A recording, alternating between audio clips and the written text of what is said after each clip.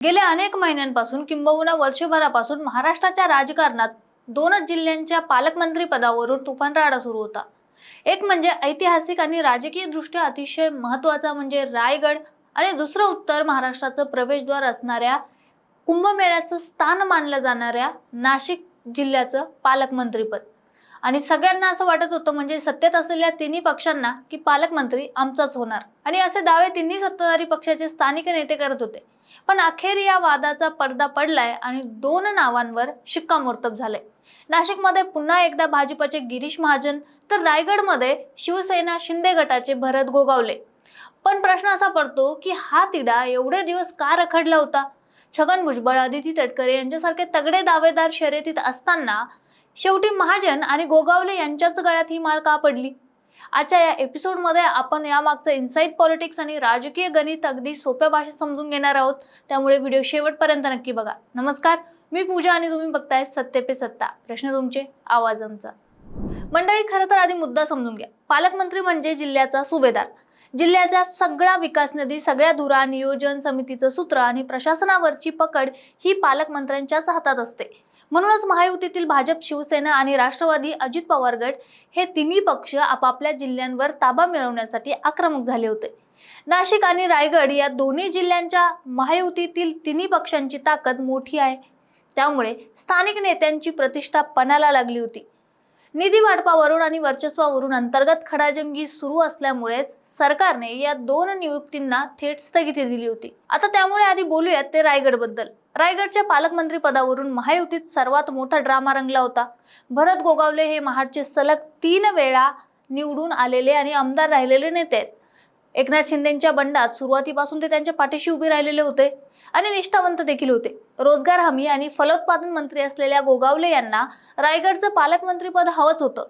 त्यांनी सार्वजनिक व्यासपीठांवर ही गोष्ट अनेकदा बोलून देखील दाखवली होती, आपली इच्छा सगळ्यांसमोर मांडली देखील होती। अजित पवारांच्या गटातील महिला नेत्या आणि मंत्री अदिती तटकरे, आता रायगड हा तटकरे कुटुंबाचा पारंपरिक राजगड मानला जातो, त्यामुळे तटकरे जर रायगड सोडायला अजिबात तयार नव्हत्या, मग गोगावले यांच्याच गळ्यात ही माळ का पडली? पालकमंत्रीपद त्यांच्याकडेच का गेलं? याचं मुख्य कारण म्हणजे शिवसेनेची रायगडवरील आक्रमक भूमिका। एकनाथ शिंदेंसाठी आपल्या निष्ठावंत आमदाराला खुश करणं अत्यंत गरजेचं होतं। जर गोगावले यांना डावललं असतं तर शिवसेनेत मोठा असंतोष पसरला असता। दुसरीकडेच विधान परिषदेच्या स्थानिक स्वराज्य संस्थांच्या निवडणुकीत शिवसेनेची कोकणातली पकड अगदी मजबूत होती।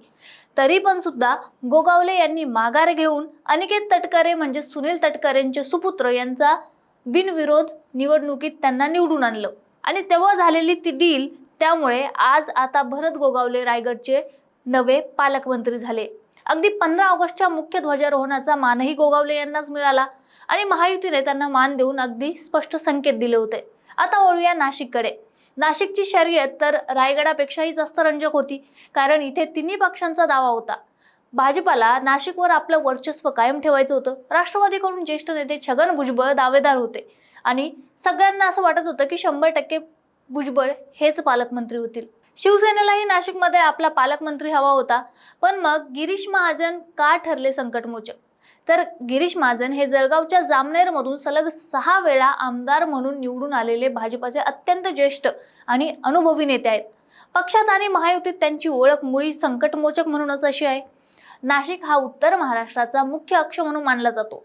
तिथे महायुतीतील अंतर्गत गटबाजी रोखणं आणि सर्व पक्षांना सोबत घेऊन काम करणं हे काही सोपं नव्हतं आणि छगन भुजबळ यांच्यासारख्या ज्येष्ठ नेत्याची दावेदारी असताना मग भाजपच्या वरिष्ठ नेतृत्वाने नाशिकची धुरा पुन्हा एकदा गिरीश महाजन यांच्याकडे ठेवण्याचा निर्णय घेतला। महाजन यांची प्रशासनावरील पकड, तगडा संपर्क आणि संघटनात्मक कौशल्य या सगळ्यामुळेच त्यांना आणि त्यांच्या नावावर पुन्हा एकदा शिक्कामोर्तब झालं। 15 ऑगस्टला नाशिकमध्ये महाजन यांच्या हस्ते झालेलं मुख्य ध्वजारोहण हेच या निर्णयाची नांदी होतं। मंडळी, थोडक्यात सांगायचं तर रायगडमध्ये शिंदेंच्या आमदारांची निष्ठा आणि कोकणातलं राजकीय गणित कामी आलं, तर नाशिकमध्ये भाजपाचं संघटन आणि महाजनांची संकटमोचक ही भूमिका किंवा अशी इमेज ती कामी आली। आता या नवीन नियुक्तीमुळे नाशिक आणि रायगडच्या विकासाला किती गती मिळते आणि महायुतीतील अंतर्गत मतभेद पूर्णपणे शांत होतात का, हे तर आपल्याला पुढच्या येणाऱ्या काळात कळेलच। पण मंडळी, तुम्हाला काय वाटतं? भरत गोगावले आणि गिरीश महाजन यांची ही नियुक्ती योग्य होती का, किंवा अजून एखादा नेता होता जो या ठिकाणी असणं डिझर्व करत होता? तुमची मतं आम्हाला कमेंटमध्ये नक्कीच सांगा आणि अशाच विश्लेषणासाठी बघत राहा सत्य पे सत्ता. प्रश्न तुमचे, आवाज आमचा. लग्न ठरलंय ना तुझं? आणि हे काय? अगं मला पीसीओडीचा त्रास आहे. कधीतरी हे सासरी कळेलच ना.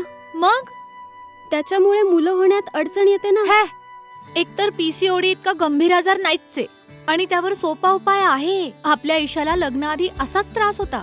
तिने डॉक्टर चाटेज होमिओपॅथी क्लिनिक मध्ये उपचार घेतले आणि तिला आता 2 मुलं आहेत. डॉक्टर चाटेज होमिओपॅथी क्लिनिक, साइड इफेक्ट नसलेला होमिओपॅथीचा नैसर्गिक उपचार. 9545727107.